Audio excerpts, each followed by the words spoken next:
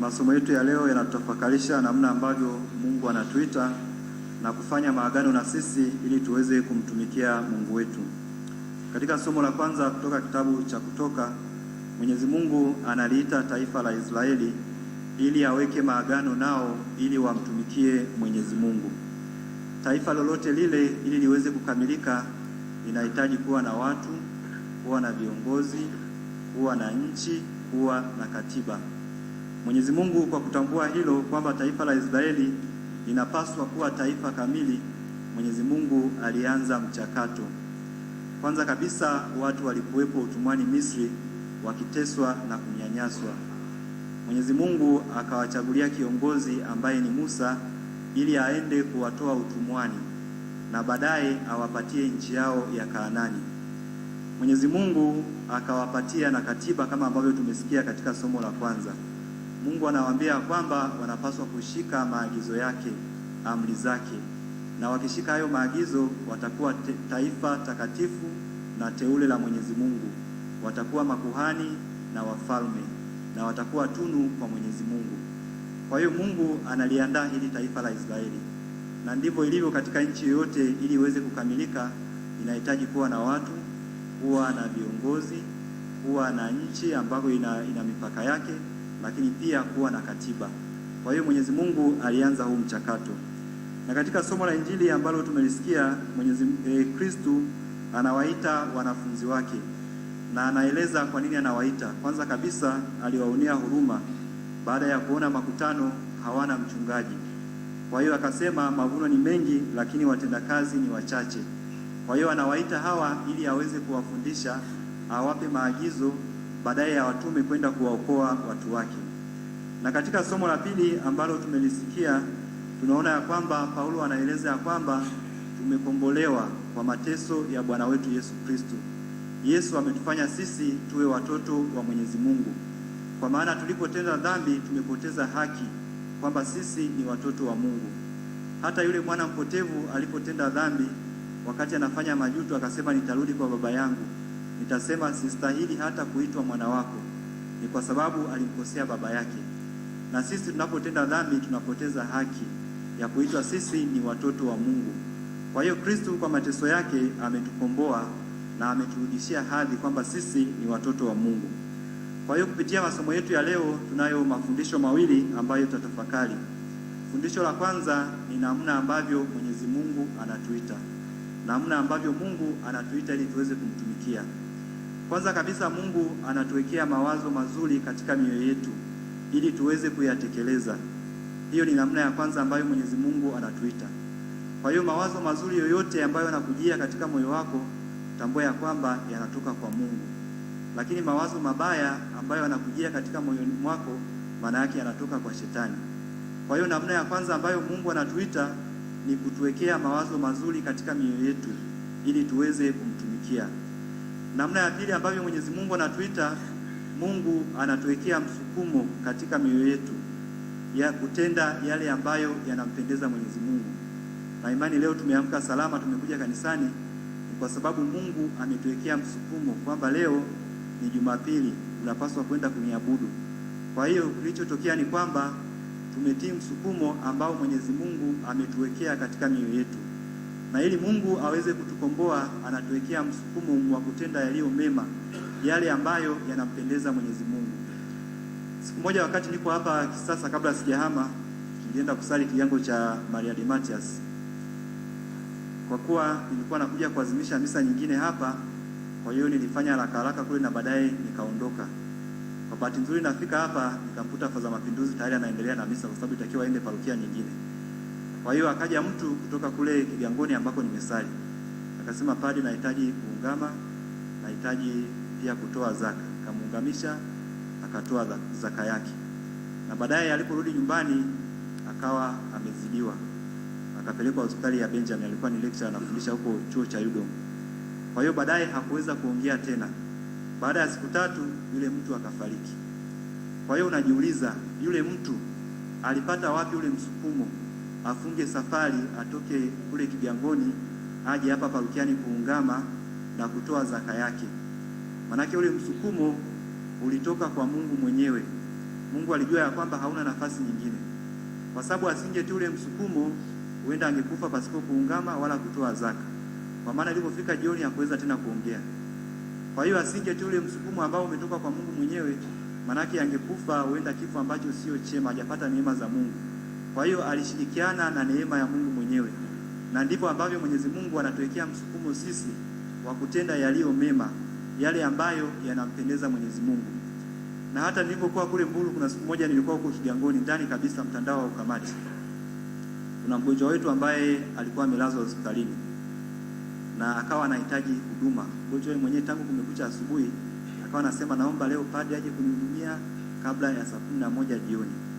Ili waweze kumhudumia wanahitaji uthibitisho kutoka kwetu.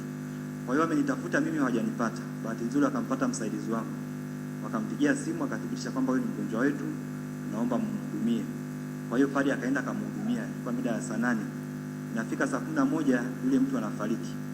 Kwa hiyo unajiuliza, yule mtu alipata wapi ule msukumo ya kwamba leo naomba nihudumiwe kabla ya saa 11, naomba padre aje anihudumie. Tangu kumekucha asubuhi na kazana, naomba padre aje kunihudumia kabla ya saa 11. Yule mtu alipata wapi ule msukumo? Manake msukumo huo umetoka kwa Mungu mwenyewe. Kwa hiyo ndivyo ambavyo Mungu anatenda kazi ndani yetu. Ili Mungu aweze kutukomboa sisi, anatuwekea mawazo yaliyo mema ili tuyatekeleze. Na kutuwekea mawazo mema tu haitoshi, pamoja na hayo anatuwekea na msukumo wa kufanya jambo lililo jema ambalo linampendeza Mwenyezi Mungu. Kwa hiyo katika maisha yetu, ukiona unapatwa na msukumo wa kwenda kuungama, unapaswa kuungama. Haujui kwa nini ule msukumo umekujia wakati huo. Ukiona unapatwa na msukumo wa kwenda kumwangalia mgonjwa, unapaswa kwenda kumwangalia mgonjwa. Haujui ni kwa nini umepatwa na msukumo muda ule. Kwa hiyo Mungu ametuumba, anajua kila kitu, na ili aweze kutukomboa sisi ni lazima tuwekee msukumo wa kufanya yale yaliyo mema, yale ambayo yanampendeza Mwenyezi Mungu. Na hata ukitenda dhambi, unapokuja kuungama, haupaswi kujisifu ya kwamba nimeenda kuungama kwa juhudi zangu. Hapana. Kilichotokea ni kwamba umetenda dhambi, Mungu amekuwekea msukumo ndani ya moyo wako uende ukaungame. Kwa hiyo kilichotokea ni kwamba umeshirikiana na huruma ya Mwenyezi Mungu baada ya Mungu kukuwekea msukumo ndani ya moyo wako. Kwa hiyo ukiona unapatwa na msukumo wa kufanya jambo lililo jema kwa wakati huo, kwa kweli unapaswa kuifanya. Kwa mifano hii miwili ambayo nimeitoa, hawa watu wangekawia au asingesema naomba padri aje kabla ya saa 11, manake alikazana tangu asubuhi. Na yule mtu ambaye ametoka kule Kigangoni amekuja kuungama, ametoa na zaka yake, na baadaye hakuweza tena kuongea, manake ule msukumo ulitoka kwa Mungu mwenyewe. Kwa hiyo Mungu ili aweze kutukomboa sisi, anatuwekea misukumo ndani ya moyo wetu, na ndivyo ambavyo Mwenyezi Mungu anatuita. Kwa hiyo daima tunapopatwa na msukumo wa kufanya jambo lolote lililo jema, tutambue kwamba linatoka kwa Mungu mwenyewe, na tunapaswa kutekeleza jambo hilo kwa wakati, kwa sababu Mungu ana makusudi yake. Kwa mfano mimi ni padre, watu wamekuja, kuna mgonjwa anahitaji huduma, wamekuja kuniita na mimi nikakawia, nikasema au nitakuja kesho, na yule mgonjwa anafariki. Manake mimi ambaye nitakayeumia ni mimi ambaye nimechelewa kwenda kutoa ile huduma. Kwa hiyo kuna mambo ambayo tunapaswa kuyatekeleza kwa wakati ili kujiokoa wewe mwenyewe na kuwakomboa watu wengine. Kwa hiyo Mungu anatuita sisi kwa namna mbalimbali, lakini pia anatuita kwa njia ya neno lake, kwa njia ya mafundisho ambayo tunayapata. Mungu anatuita kwa njia ya watumishi wake, kwa mahubiri ambayo tunayapata. Mungu anatuita na kufanya maagano na sisi kwa njia ya sakramenti zote ambazo tunazipokea. Kama ambavyo tumesikia leo, Mungu anaweka agano na taifa la Israeli kwamba wakiyashika mafundisho yake, maagizo yake, watakuwa taifa teule la Mwenyezi Mungu. Kwa hiyo na sisi tukishika maagizo ya Mwenyezi Mungu, tukitii namna ambavyo Mwenyezi Mungu anatuita, maana yake tutakuwa ni wateule katika ufalme wa mbinguni. Na kila tunapopokea sakramenti yoyote ile, tunaweka maagano na Mungu mwenyewe. Katika ubatizo tunaweka agano la kumkataa shetani na kumtumikia Mungu. Hilo tumeweka agano. Kwa hiyo kila mmoja anapaswa kujiuliza, je, umekuwa mwaminifu katika kuliishi hilo agano? Katika sakramenti ya Ekaristi Takatifu tunampokea Kristo mwenyewe, maana sisi ni watoto wa Mungu. Na sisi tunaweka agano kuwatumikia watu wengine. Kwa sababu Kristo amejitoa kwa ajili yetu. Kile ni chakula cha kiroho. Ni sawa, Yesu anakuambia mimi nimejitoa kwa ajili yako. Je, wewe uko tayari kujitoa kwa ajili ya watu wengine? Kila unapokuja kukomunika, padre atakwambia mwili wa Kristo, naitikia amina. Maana yake kwanza kabisa unauelewa, unayekuja kumpokea ni Kristo mwenyewe. Lakini unapoitikia amina, maana yake unasema kwamba na mimi nipo tayari kuwa sadaka kama wewe ulivyokuwa chakula cha kiroho kwa ajili yangu nipate wokovu, nipo tayari kujitoa kwa ajili ya watu wengine. Kwa hiyo agano linafanyika kila unapopokea sakramenti ya Ekaristi Takatifu. Kwa hiyo kila mmoja anapaswa kujiuliza, je, nimekuwa mwaminifu kuliishi agano ambalo nimeweka ninapopokea sakramenti ya Ekaristi Takatifu? Tuliopewa sakramenti ya kipaimara pia tuliweka agano kwamba kumtumikia Mungu hata katika magumu na katika changamoto. Maana sikio hata kama mvua imenyesha kidogo, hautatoa kisingizio kwamba mvua imenyesha kwa hiyo sina haja ya kwenda kanisani, au unatoka umbali mrefu.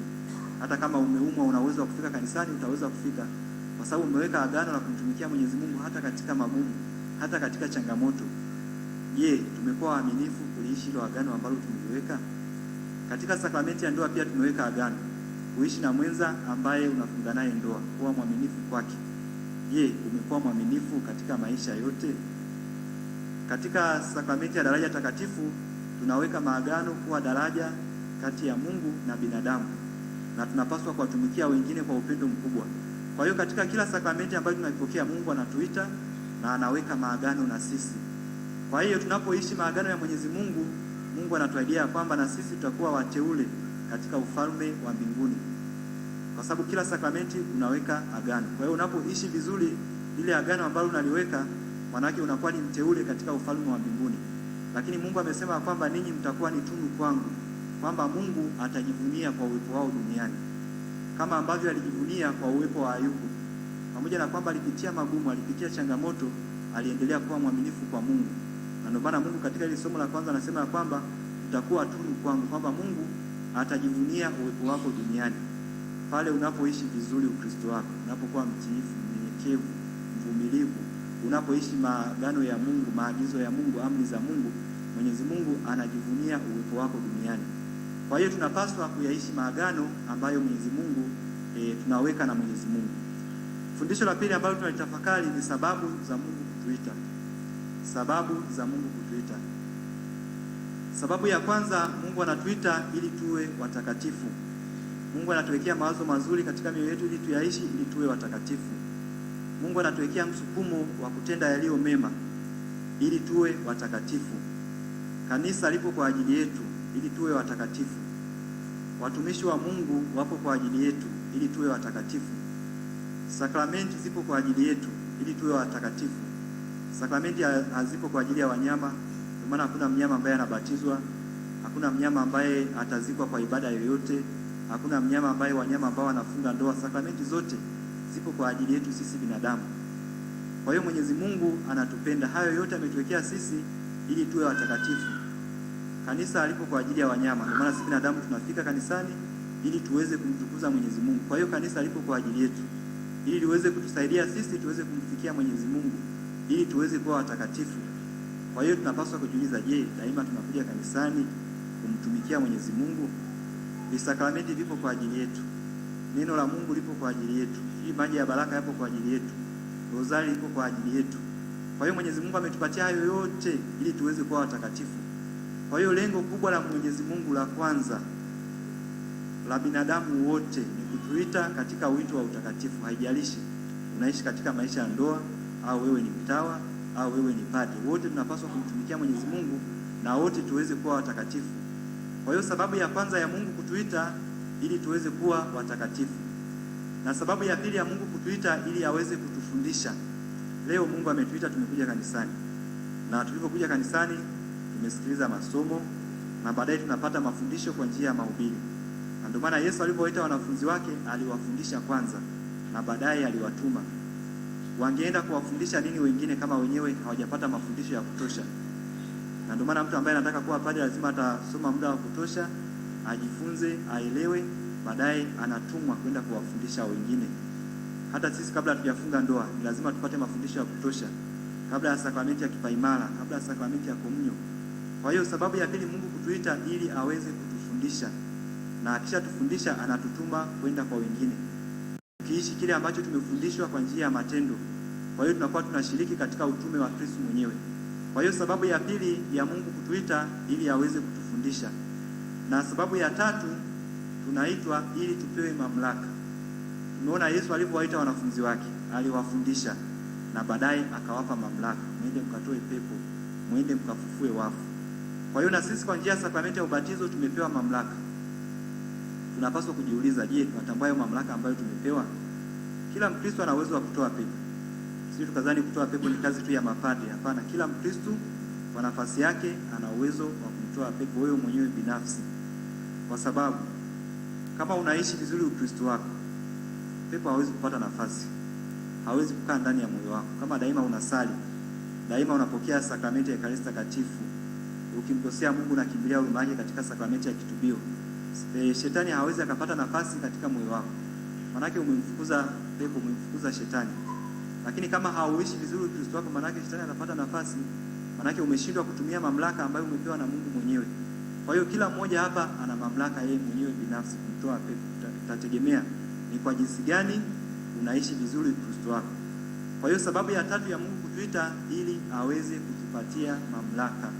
Na ili tuweze kuwa na mamlaka hayo ni lazima tuweze kuishi vizuri. Kwa sababu huwezi kumfukuza shetani kama umepoteza mamlaka, kwamba wewe daima unatenda dhambi. Daima unatakiwa ujitahidi kuishi vizuri, na hayo mamlaka utaweza kuyatekeleza vizuri. Yesu baada ya kuwaita, sababu ya nne ya Yesu kuwaita wanafunzi wake au Mungu kutuita sisi ni kutupatia utume wa kufanya. Na ndio maana Yesu aliwaambia wanafunzi wake, muende mkahubiri mkisema ufalme wa Mungu umekaribia, mkatakase wagonjwa, muende mkaponye wagonjwa. Kwa hiyo amewapatia utume wa kufanya. Manake kazi ambazo alikuwa anazifanya Yesu mwenyewe na sasa anawapatia wanafunzi wake. Kazi zote, kazi ambazo alizifanya Yesu naziweka katika maneno matatu: unabii, ukuhani na ufalme. Kazi ya nabii kufundisha, kazi ya nabii kutoa matumaini kwa watu ambao hawana matumaini, kazi ya nabii ni kukaripia, ni kukemea, ni kuonya pale ambapo inatakiwa. Yesu alizifanya hizo kazi zote. Kazi ya kuhani kumtolea Mungu sadaka kwa ajili ya dhambi zake na dhambi za watu wengine. Kazi ya kusamehe ni kazi ya kuhani. Kazi ya kufanya miujiza ni kazi ya kuhani. Kwa hiyo Yesu hizi kazi zote anawapatia wanafunzi wake. Kazi ya mfalme manake ni kuongoza watu katika njia ya Mungu. Kazi mfalme natakiwa awalinde watu wake ambao wamekabidhiwa na Mungu mwenyewe. Kwa hiyo majukumu hayo yote ambayo Yesu alifanya anawapatia wanafunzi wake. Na sisi kwa njia ya sakramenti ya ubatizo tumepewa hizo kazi zote tatu: unabii, ukuhani na ufalme. Kwa hiyo tunapaswa kwenda kuyatekeleza hayo majukumu. Sababu ya tano ya Mungu kutuita, akituita, anapotutuma anatupatia na ujumbe. Na ndio maana amewaambia wanafunzi wake, mwende mkaseme ufalme wa Mungu umekaribia. Kwa hiyo mtumishi wa Mungu hapaswi kufundisha kile ambacho anajisikia yeye. Anapaswa kufundisha kile ambacho kimetoka kwa Mungu mwenyewe, kile ambacho ameagizwa na Mungu mwenyewe. Mfano mzuri, kama wewe ni mzazi, unamwita mtoto wako, unamtuma dukani, labda akanunulie vocha. Unamwezesha mtoto wako, unampatia na hela ya kwenda kununulia vocha. Na ndivyo alivyo Mungu wetu. Mungu akikuita, yeye mwenyewe anakuwezesha. Mungu mwenyewe anakupatia ujumbe yeye mwenyewe, anakupatia nguvu, anakupatia msukumo yeye mwenyewe.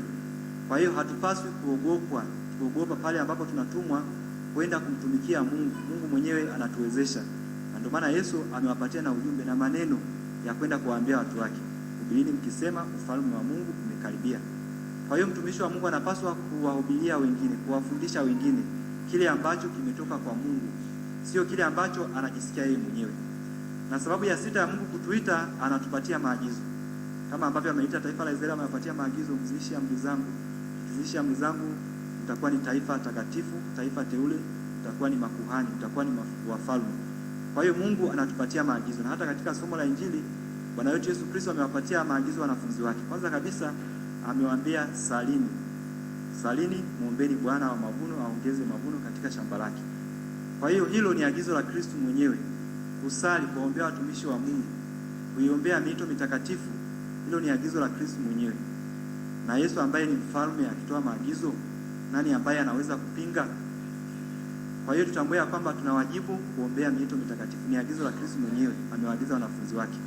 Lakini agizo lingine amewaambia kwamba msienende katika njia ya mataifa, kwa sababu wale ni watumishi wa Mungu. Kwa hiyo wanapaswa kuenenda tofauti na watu wengine ambao wanaenenda kwa njia ya mafundisho yao na kwa njia ya matendo yao. Lakini agizo lingine ambalo anapatia anasema muende mkawatafute kondoo waliopotea. Kwa hiyo kazi ya watumishi wa Mungu ni kutafuta kondoo waliopotea, na sisi wenyewe kwa njia ya sakramenti ya ubatizo tu watumishi. Kwa hiyo tunapaswa kutafuta kondoo waliopotea. Kondoo waliopotea ni wapi? Ambao hawajabatizwa, ambao hawaji kanisani, ambao hawataki kusameheana na wengine, ambao ni walevi. Hao wote ni kondoo ambao wamepotea. Kwa hiyo ni jukumu letu kwenda kuwatafuta hao. Lakini agizo lingine ambalo anawapatia, anawaambia kwamba mmepewa bure na mnapaswa kutoa bure. Yesu aliwafundisha bure, vipaji na Mungu amepewa bure, kwa hiyo wanapaswa kutoa bure. Kama Kristo mwenyewe tunajua alikuwa na vipaji vingi, lakini Yesu hakuna mahali popote ambapo amedai mshahara kwa kazi njema ambazo amezifanya. Alikuwa na uwezo wa kufufua hadi wafu, anatembea juu ya maji, anatuliza upepo unamtii, anaponya magonjwa ambayo yameshindikana. Lakini Yesu hakuna mahali popote ambapo amedai malipo, tofauti na wachungaji wengi siku hizi wakifanya muujiza, wakimponya mgonjwa anataka na malipo. Lakini Yesu pamoja na vipaji vingi alivyokuwa navyo hakudai malipo yoyote yale. Vinginevyo Yesu angekuwa ni tajiri sana, kwa sababu alikuwa na vipaji vingi, alikuwa na uwezo mkubwa. Lakini katika kazi zote ambazo alizifanya alitanguliza upendo, na ndio maana anawaambia wanafunzi wake, mmepewa bure, mnapaswa kutoa bure. Kwa hiyo na sisi katika kumtumikia Mwenyezi Mungu, haijalishi ni mtumishi wa Mungu, haijalishi unafanya kazi serikalini, cha msingi ni kutanguliza upendo kuliko kutanguliza malipo. Maana kutanguliza malipo utashindwa kutekeleza vizuri majukumu yako. Kwa hiyo hayo ni maagizo ya Kristo mwenyewe. Kwa hiyo ndugu zangu wapendwa, tuombe neema ya kuitikia wito wa Mungu, kuthamini upendo wa Mwenyezi Mungu na kumtumikia Mungu kwa upendo mkubwa. Tumsifu Yesu Kristo.